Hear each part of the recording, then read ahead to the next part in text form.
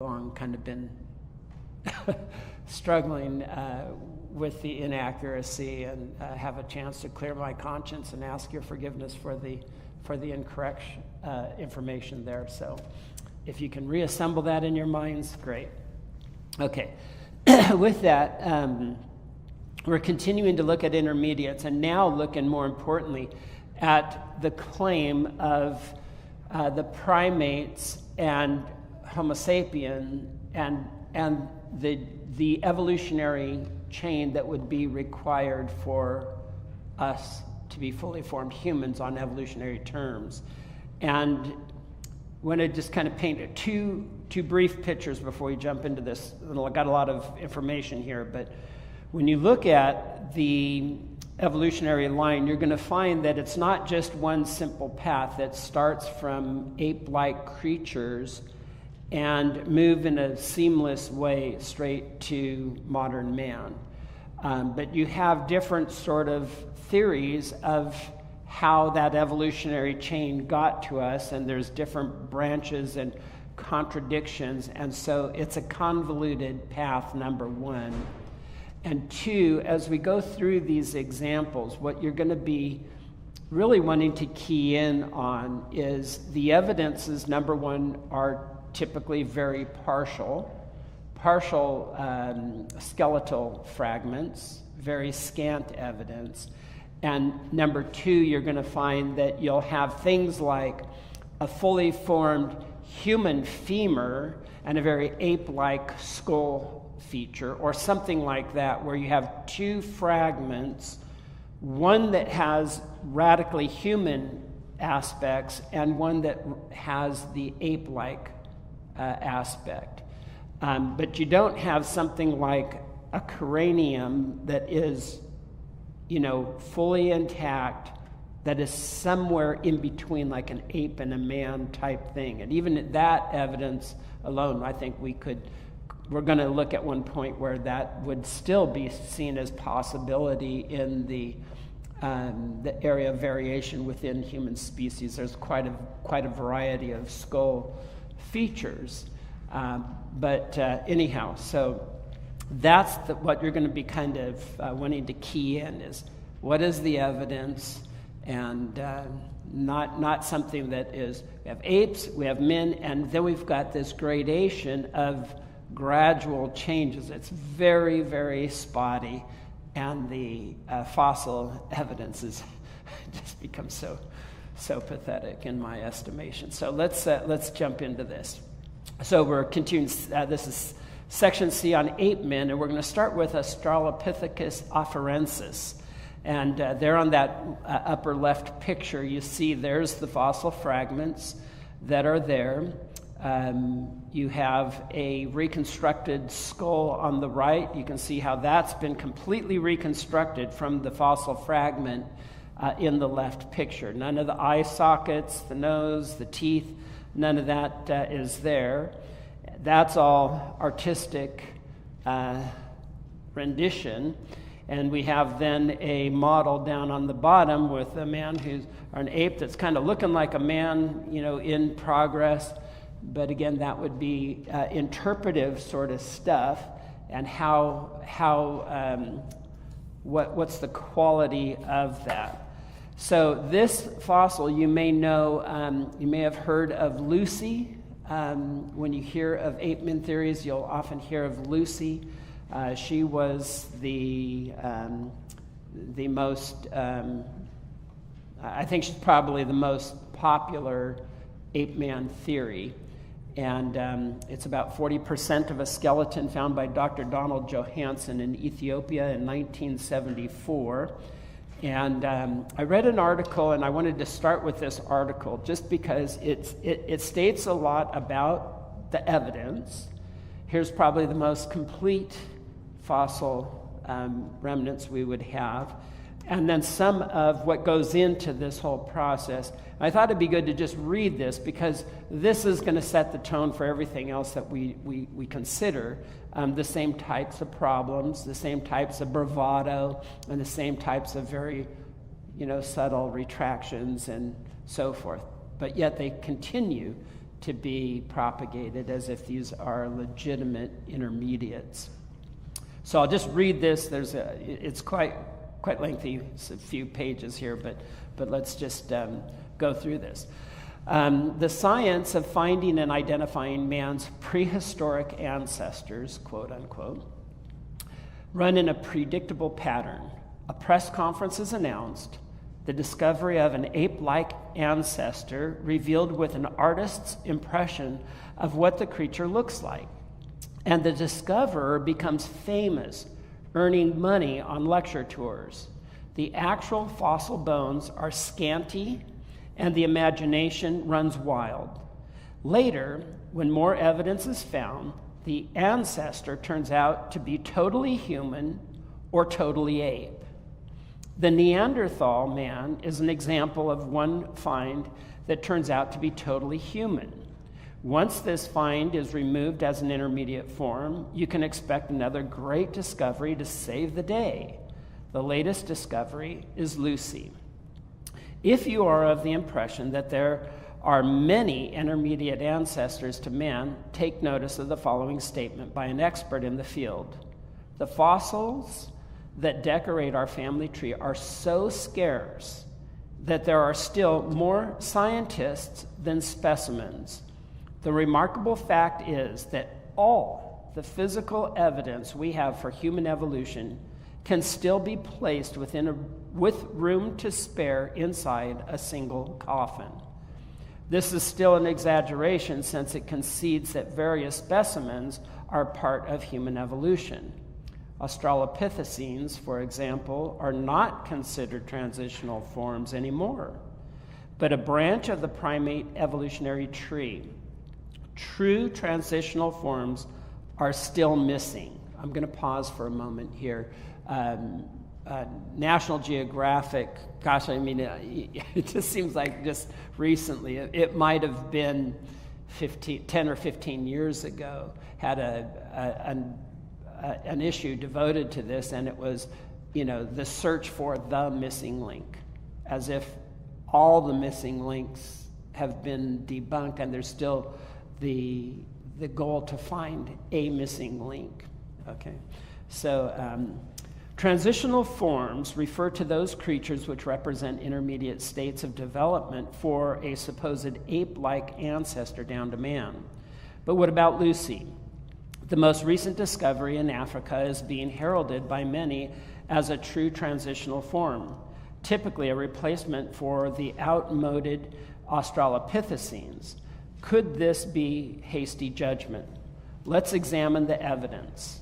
Lucy is a partial fossil skeleton about the size of a chimpanzee, supposedly female, discovered by paleontologist Dr. Donald Johanson on November 30, 1974, in Hadar, Ethiopia. It is more complete than most fossil finds in that about 40% of the bones of the body have been recovered. The age is estimated to be 3.2 million years. The find includes a V-shaped jaw, part of a hip, and large bones. The other assorted bones with very little skull fragments. There were other finds in the same location, other skulls, and U-shaped jaw bones. That's going to be important, the V-shape and the U-shape here in a moment. What evidence makes this creature a transitional form? According to Dr. Johanson, she walked upright. Her brain size is still small, ape-like in proportion, and most of the other features are predominantly ape-like. Some say that anatomically it is not different than modern chimpanzee. The jaw in particular is distinct in that it is V-shaped, totally unlike human jaws.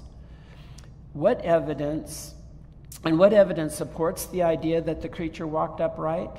The angle of the upper leg bone makes with the lower leg bone at the knee. Looking head on, chimpanzees and gorillas have an angle of 0 degrees. Humans have an angle of about 9 degrees. If the angle is much greater, it gives a knock-kneed condition in humans. Lucy and the Australopithecines have a larger angle of about 15 degrees. Does this make her an upright walker? present-day orangutans and spider monkeys have the same angle as humans, yet are extremely adept tree climbers. Some experts argue that the higher angle makes her a better climber. This appears to be a knee-jerk reaction rather than clear scientific thinking. A bit of a humorous pun. But hold on, the story gets better. Dr. Johansen gave a lecture at the University of Missouri in Kansas City on November 20, 1986, on Lucy and why he thinks she is our ancestor. It included the ideas already mentioned, and that Lucy's femur and pelvis were more robust than most chimps, and therefore could have walked upright. After the lecture, he opened the meeting for questions. The audience of approximately 800 was quiet, so some creationists asked, Roy Holt asked, how far away from Lucy did you find the knee? The knee bones were actually discovered about a year earlier than the rest of Lucy. Dr. Johansen answered reluctantly, about 200 feet lower and 2 to 3 kilometers away, about 1.5 miles away. Continuing, Holt asked, then why are you sure it belonged to Lucy? Dr. Johansen, anatomical similarity. Bears and dogs have anatomical similarities. After the meeting, the creationists talked with Dr. Johansen and continued the questions. Dr. Johansen argued that homology, particularly DNA homology, is good proof for evolution. Tom Willis responded with similar structures nearly always have similar plans, like similar bridges have similar blueprints. After more discussion along this line, Dr. Johansen gave this amazing reply, quote, if you don't believe in homology, then you don't believe in evolution, and evolution is a fact. End quote. Okay, what about Lucy? Just another partial find of some primates put together to look like a human ancestor. Could the wide separation of Lucy's bones 200 feet by 1 mile better point to a catastrophic scenario, such as a worldwide flood? What about Dr. Johansen's credibility? To his credit, he does talk about the tentative nature of this type of science. But another evolutionary writer says this about the search for human-like hominoid bones. When it comes to finding a new star as our animal ancestor, there is no business like the bone business. Tom Willis, the creationist who attended the University of Missouri lecture, puts it this way, quote, by any reasonable standards, Johansen misrepresented the evidence, and he did so for money. A businessman who made claims like those to sell his product would be charged with fraud rather than paid an honorarium. Regardless of the motives involved for finding our evolutionary ancestor, we can be sure that when Lucy is acknowledged as an evolutionary dead end, there will be another press conference with another knee-jerk explanation. Okay, so let me pause there for a moment. So you see some of the scant evidence. A simple DNA sampling could probably show that the bones are different. Where you have the human feature in the knee joint, a bone that is 200 feet deeper in the strata, which on evolutionary terms would be vastly different in age, and 1.5 kilometers or 1.5 miles away, the simple DNA sampling would prove that those are two separate species. But again, that's never done. They for some reason are reluctant to do that and just come out with it. Or if they do, they just never publish the results of those kinds of tests because it then takes that claim away. And Dr. Johansen, back in the 80s, was making like $20,000 every lecture he did on Lucy. I mean, he was paid a vast sum. And in the 80s, $20,000 went a lot further than it does today. So he was making a lot of money on the lecture tour, and there's certainly a financial incentive in this. Anyhow, this is the type of evidence that we're going to find in these ape-men theories. We'll go through this, and I'll give you some of the things as we go. Okay, so Australopithecus afarensis, popularly known as the fossil Lucy. However, detailed studies of the inner ear, skull, bones have suggested that Lucy and her like are not on the way to becoming human. For example, they may have walked more upright than most apes, but not in the human manner. So you have a wide variety of knee angles within apes from 0 to 15 degrees, and here's one with a 9-degree knee joint, even on this evidence. Does that mean it's halfway between? I mean, it's still within, assuming the leg bone actually is to the same creature, it's still within the pale of the primate family.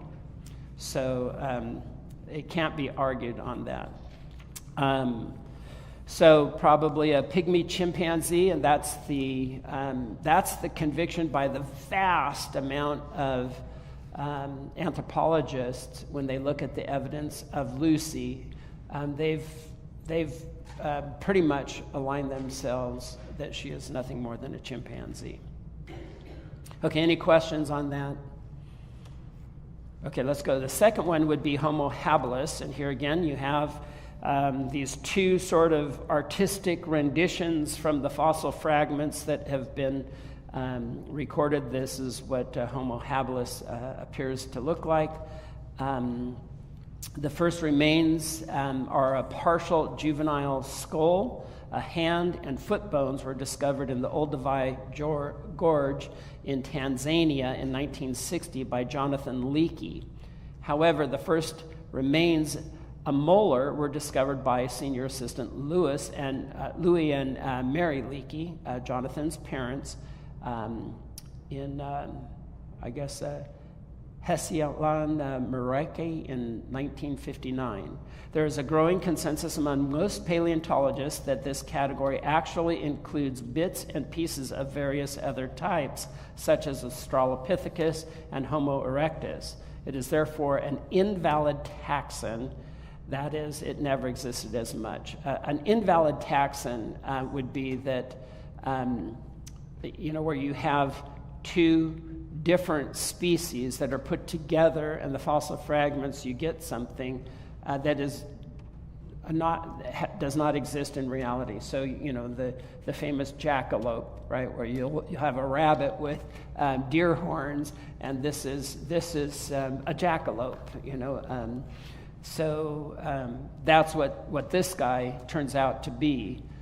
Even though they're given names, these evolutionary assumed categories, Australopithecus and Homo erectus, we would disagree with that, but they're certainly fragments from two different creatures and made to give us some sort of an intermediate line. So this one has to be thrown out as, again, not a real species that ever existed, so it can't serve as the intermediate between apes and men.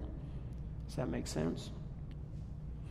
Okay, then Homo erectus is one, and there's two fossil finds that we're going to deal with in terms of Homo erectus.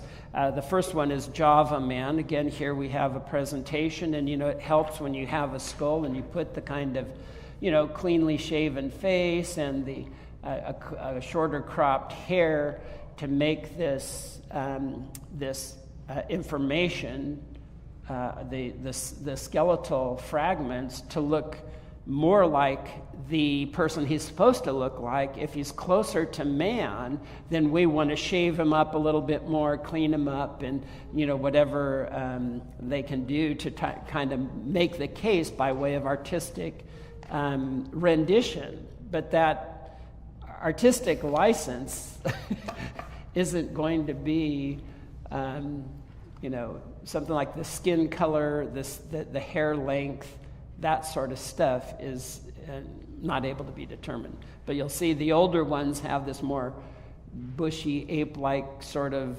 hair, and as they get closer to man, they clean them up in the artistic renditions. So Java man, what's the evidence for Java man? You can see here in the picture On page 85, you got the skull cap of this supposed intermediate, and you've got a femur there, and in the upper picture you've got a tooth, and in the lower picture you end up having these a couple of other fragments, so a couple of jaw fragments and 2 teeth, a femur, and a skull cap. So we'll read a little bit about him. Last century, a Dutch physician, Eugene Dubois, set sail to the Dutch East Indies, now called Indonesia. Completely enamored by the theory of evolution, he came to believe for some reason that he would find the elusive missing link between humans and apes in that part of the world. In 1892, on an island of Java, he found a thigh bone, which to all intents and purposes was like that of modern humans. About a year earlier, in the same location, he had found a large skull cap and later 3 teeth. These were not necessarily from the same individual. The skull cap and the leg bone were about 15 meters or 50 meters apart, 50 feet apart. The creature from which the skull cap came appeared to have had a brain the size of 900 cc's, cubic centimeters, about 2/3 that of the average modern man. One must, of course, allow for the difficulty of estimating brain size from only a part of the skull. There's no reason to insist that the skull cap and the leg bone came from the same individual. But Dubois had found that his missing link, and eventually became widely accepted as such, in spite of the fact that a leading authority had identified 2 of the teeth as those of an orangutan and the other as human. So again, not a tooth that's halfway between orangutan and human, but one fully human tooth and a fully orangutan tooth, right? Okay, Java Man was trumpeted around the world as indisputable proof of human evolution. Textbooks and magazines were filled with fanciful reconstructions of Java Man, who had been given the impressive-sounding scientific name Pithecanthropus erectus. Erect ape man is the translation. Naturally, the bones did not show whether their owner or owners had much body hair or not. Yet drawings of Java Man all show the required amount of hair, the usual club in the hand, and so on. Although no face bones had been found, suitably half ape, half man features were reconstructed in artist drawings. So again, the change comes from the artist's pen or paintbrush, not from the fossil fragment. Other skulls were found.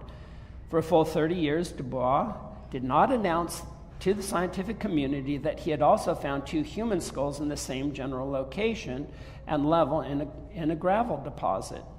These were so-called Wajak skulls. Many have said that this was because he knew it would detract from the readiness with which his Java Man find would be accepted as man's ancestor. However, from his own writings and other sources, Dubois apparently had a suspicious nature and even locked his Java Man find away for years, even though many were convinced it was the missing link. Java Man has been renamed so as to now belong to the category of Homo erectus. However, readers should be aware that there are indeed reasonable specimens which have been named Homo erectus of disputed status in this whole question, but that's another matter. There is no reason to believe that Java Man necessarily even belonged to this category, nor had any objective existence at all. The skull cap may have belonged to a large extinct great ape, and the leg bone to an ordinary human. Unfortunately, the occasional reference text still features Java Man as somehow evidence of an evolutionary origin of man. Again, we conclude this is an invalid taxon. We have 2 separate fossil finds that have been put into an individual, reconstructed to make it look like here's an intermediate. Again, scant evidence, artistic license, not something that is concrete. Okay, Peking man. He's another one in this area. Actually, I was going to, so between 1929 and 1937, 15 partial crania and 11 mandibles, so the partial head and the jaws, many teeth, some skeletal bones, and large number of stone tools were discovered in the lower cave of locality 1 of the Peking man site of, you can guess on the pronunciation, Zakodian. I guess I'm not sure how that would be pronounced. Is that close enough? Okay, you'll give me, okay, we got you convinced. Okay, well, we'll settle with that then. Near Beijing, China. Their age is estimated to be between 500,000 and 300,000 years old. A number of fossils of modern humans were also discovered in the upper cave at the same site in 1933. Okay, that came from a Wikipedia site. Hank Hanegraaff, from the Bible Answer Man, did some commentary on some of these finds. And so I just have a quote from him. He said, excuse me, "There is nothing human about them, but they were in good shape. The skulls and the back were bashed in just a hair. Other than that, great shape. Tools were buried in the same area, and the deduction was made, aha, this must be a tool using ape. Hence, ape man. Great logic, right? No one stopped to consider that the tools might have been used on the apes rather than by the apes. And as a matter of fact, that is precisely why the back of the skulls were bashed in. Because in that part of the world, monkey brains are a delicacy. Monkey meat is too tough to eat. So what you do is you lop off the head, you bash in the back of the skull, you scoop out the brains, and you eat them. By the way, if you saw Indiana Jones' Temple of Doom, that is what they were having for dessert, Peking man on a half shell. So Peking man turns out to be man's meal, not man's ancestor. Okay, so what's going on here? You have these ape-like creatures with their skulls bashed in the back, all in this in this cave, and the tools that were used are there as well. And then later they find these human remains, a few verified human remains there. So the argument is that these apes were on their way to being man. They're using tools, and we have the evolutionary change to human beings later on, that we're probably using the same skull, so this transition from human to man. But you have, if the apes are very inept to using the tools, who's the one more likely to be using the tools, the humans or the apes? And if the humans are the ones using the tool, they're eating the very ones that they evolved into, would be kind of more logical assumption. But you can't, you have to survive in order to pass your genetics on. So anyhow, interesting. So Homo erectus, many remains of this type have been found around the world. They are smaller than the average human today, with an approximately smaller head and brain size. However, the brain size is within the range of people today, and studies of the middle ear have shown that Homo erectus was just like us. Remains have been found in the same strata and in close proximity to ordinary Homo sapiens, suggesting that they lived together. So the conclusion on this one is that the skulls were monkeys. Some human remains were in those caves. It's hard to imagine that the creature that was supposedly much more evolved was eating the thing that he was evolved from, which is kind of the idea that I was getting at. Okay, so that's scant evidence. Okay, any comments or questions on that? Following, okay. So Homo antecessor, here we have an artist's rendition of what this guy might look like.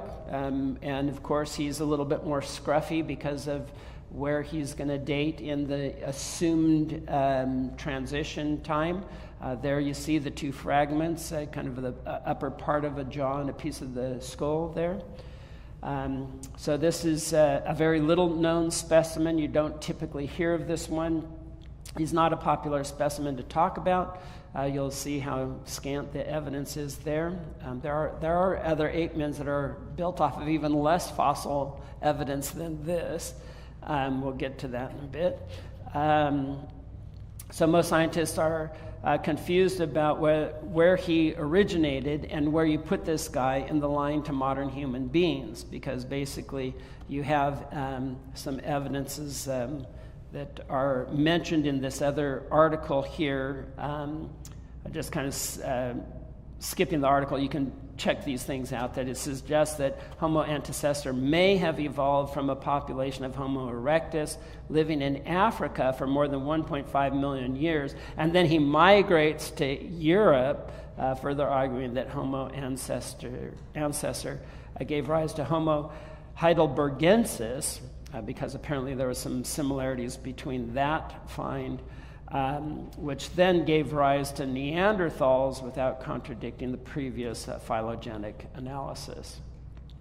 In 2013, a DNA analysis from a 400,000-year-old femur from Spain's Cima de los Huesos in the Atapuerca, I'm hoping that's the correct pronunciation, mountains, the oldest hominid sequence yet published, did not help to overcome the contradictions. The results left the researchers baffled at the sequence, which suggests a closer link to the mystery population of the Denisovians instead of the Neanderthals, as was anticipated. So we do some DNA on this, thinking here's going to be the connection. You got to go from 1 to 2 to 3 to 4 to 5, so to speak.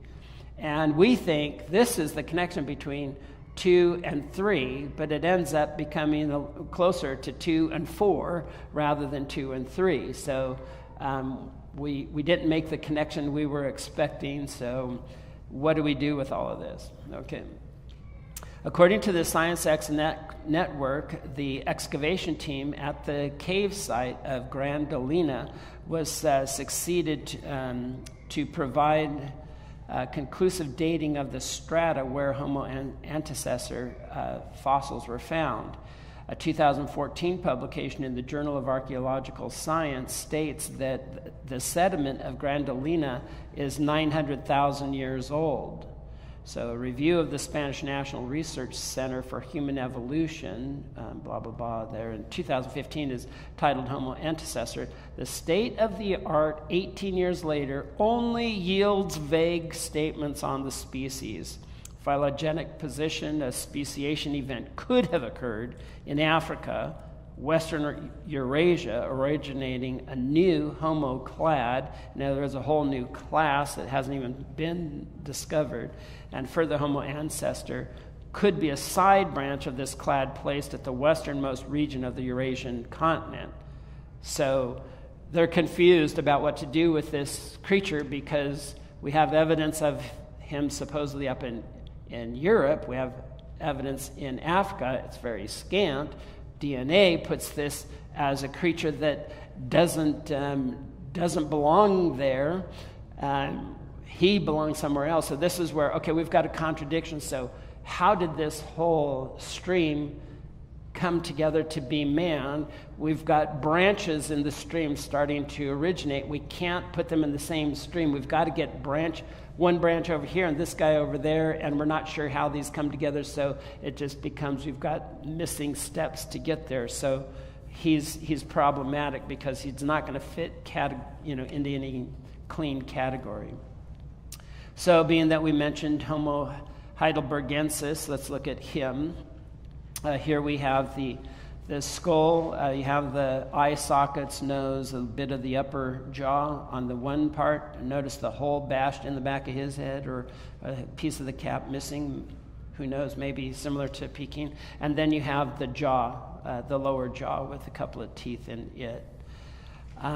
Here is what Homo heidelbergensis apparently looked like. We put a man bun on him and shave him up a little bit, lose some facial hair. But he sees, you can kind of see kind of half ape, half man. What's the evidence for this one?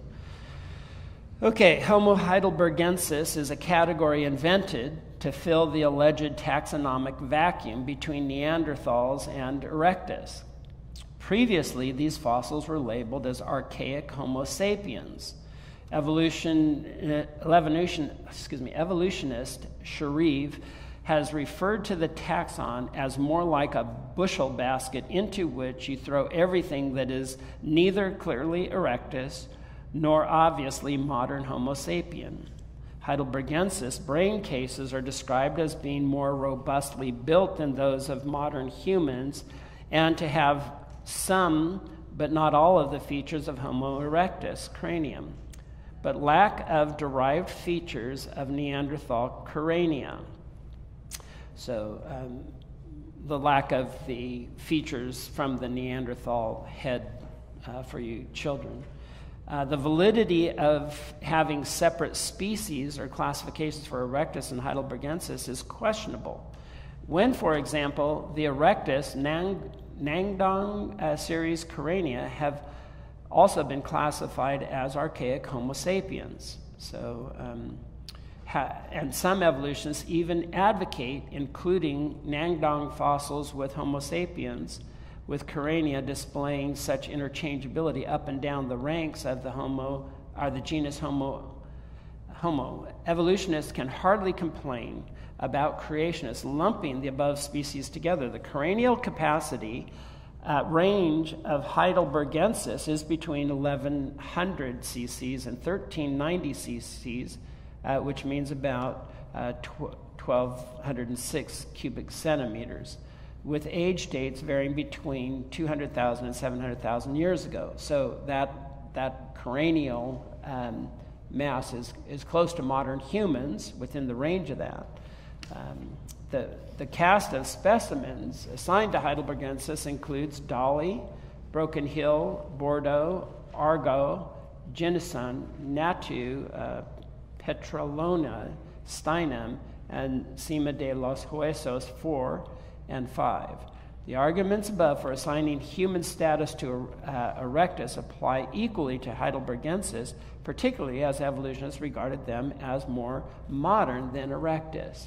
So what happens in this one, I think that a lot of these fossils, I believe this is the one where differences that were found in skeletal structure could be attributed to things like rickets and poor nutrition and things like that, where they're not, the kind of modern humans that have a diet where calcium development during growth spurts and so forth, would lead to a fully formed human skeleton. If you're malnourished or vitamin deficiencies, your skeleton doesn't develop quite fully. And all of the variations of human development in those kinds of situations would be able to be the reason for a lot of the oddities or the subtle lack of capacity that we find in some of these kinds of fossil fragments. So anyhow. Okay, we got about 5 more minutes. Do we want to try to take on? Let's try to do this. A Neanderthal man. Here again, we have some examples of the heads, the skulls that are there. Several skulls and partial skeletons are found that they were stooped over. So you have these artist renditions that look like this. Scientists discovered the bones show these vitamin C deficiencies, as I was getting at. So they are likely just simply the result of rickets. The Neanderthal skeletons turn out to be fully developed human beings. Notice the next one here. You look at the eyebrow ridge on this guy. This is a man living in our own day, and if you had his skull, you would probably, classify him as some kind of a intermediate between ape and man. But this man with these features is fully human. So variation within a species we would expect. I had a friend at the San Jose church who I had saved some pictures of him for a while, and I don't know where they are, but maybe they're in my file somewhere. But he had a huge eyebrow ridge, I thought, man, this is like Cro-Magnon man here or something, and fully human. but just had a very big eyebrow ridge. So these kinds of variations, I think, would all still fit within the realm of ape men. So let's see. Here are some examples of, I think, of some absurdities that we probably are not going to be able to do in the 3 minutes. Let's leave this for next week, and I'll continue with Nebraska Man. He's an interesting find, and we'll pick up from there. But I'll give the last 3 minutes to questions, concerns. Yes, ma'am.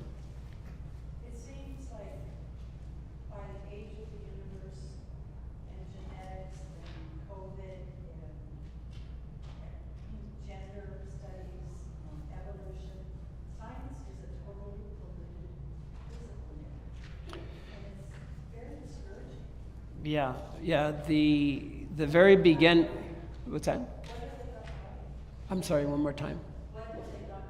Oh yeah, but well, they have gotten a lot right. But we did at the very beginning of this course speak about how important presuppositions are, worldviews. When you do your science, if you're going to do your science with the kind of integrity to be honest with the evidence, to glorify your Creator in what you find, and to look at it in light of our assumption that this is a created world, and fossil finds and flood evidences and those sorts of things we interpret, and quite frankly, I don't find any embarrassment or just such great confidence in that.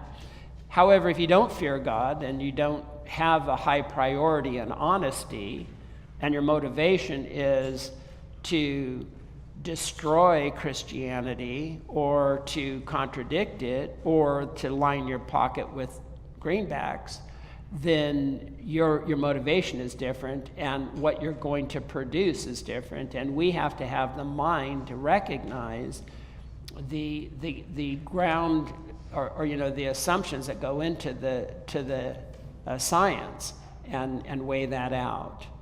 But I think the real discounting is that when Christians offer the refutation to these bold claims and show the lies, show the inconsistencies, hearts that don't want to give any credit to Christianity out of fear of having to bow the knee to Christ, they're going to want to embrace the lie.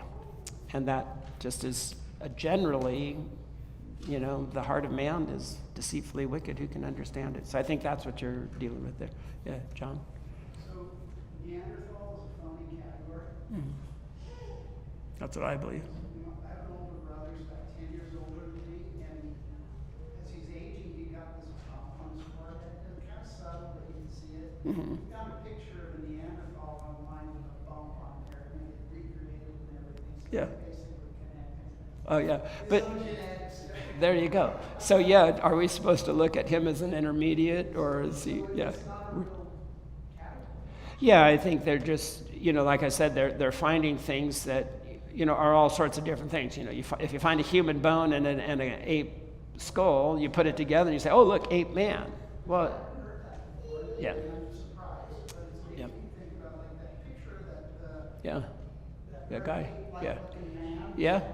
That's right. I'm just thinking, you go back in the past. Yeah. Human beings, and we still are today, very tribal. Yeah.